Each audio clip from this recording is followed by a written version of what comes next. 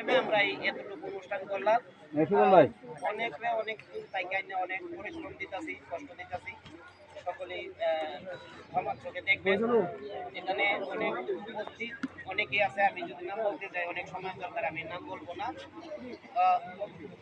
আমি শুরু থেকে এই পর্যন্ত শুনতেছি, অনেকেই বলছে যে রূপন ভাইয়ের 3 মিলিয়ন 4 মিলিয়ন ফলোয়ার থাকার কথা। আমার কমেডি রূপন এই পেজের আগে আরেকটা পেজ ছিল, যেটা রূপন সরকার। ওই রূপন সরকার এটার মধ্যে আমার 6 লক্ষ ফলোয়ার ছিল 2010-এ। ওই আইডিটা আমার নষ্ট হয়ে গেছিল। সেটা থাকলে আমি মনে করি যে এখন পর্যন্ত 10 মিলিয়নও চাই। যাক, এটা আমার বেশি দিন হয় নাই, 3 বছর কিংবা 3.5 বছর এরকম হইতেছে কমেডির উপর। আচ্ছা, যাই হোক, এতটুকু সময়ের ভিতরে আমি 1 মিলিয়ন নিতে পারছি। এটা সমগ্র বাংলাদেশের মানুষ, শুধু বলবো না, সারা বিশ্বের মানুষের ভালোবাসায়, তাদের দোয়ায়, তাদের সাপোর্টে আজকে আমি এই পর্যন্ত আসতে পারছি। আমি নিজেরা ধন্য মনে করি।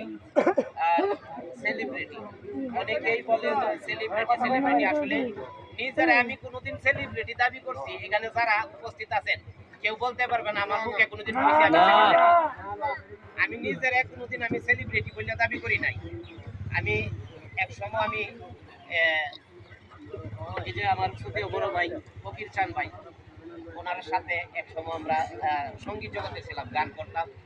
ওই জগৎটা থেকে আমি আস্তে আস্তে এই অনলাইনে আইসা ঢুকলাম। এখানে আইসা মোটামুটি আজকে সারা দেশের দেশ বাহিরে সকলেই আমার চিনে, জানে, ভালোবাসে। এটাই আমার কাছে অনেক কিছু। আর মিলিয়ন এখানে 1 মিলিয়ন, আসলে মিলিয়ন হইলেই সেলিব্রিটি বলে না, আর মিলিয়ন হইলেই কন্টেন্ট ক্রিয়েটর হয় না। আমার পার্শ্ববর্তী এক বাইস্তা আছে, এখানে হয়তো নাই, তার 2 মিলিয়ন, একটা শেয়ারলেও তারে চেনে না, তাইলে এই দেশের সেলিব্রিটি দিলে তারে দিতে হয়। 2 মিলিয়ন ফলোয়ারে তারে সেলিব্রিটি দিতে হয়। আসলেই সেলিব্রিটি ফলোয়ারে না, ভিউয়ে সেলিব্রিটি না। সেলিব্রিটি শব্দটা অনেক অনেক উপরে, যেখানে কোনো আজ থেকে সাধারণত বর্তমানে ট্রেন্ডিং চলতেছে আমাদের সেই চলচ্চিত্রের যে নায়ক সালমান শাহ, দেখতেছেন উনি চলচ্চিত্রে সিনেমার জগতে আইছিল মাত্র 4 বছর। সে ছবি করছে 4 বছরে 25টা না কয়টা ছবি আমি চেক করছিল, 27টা।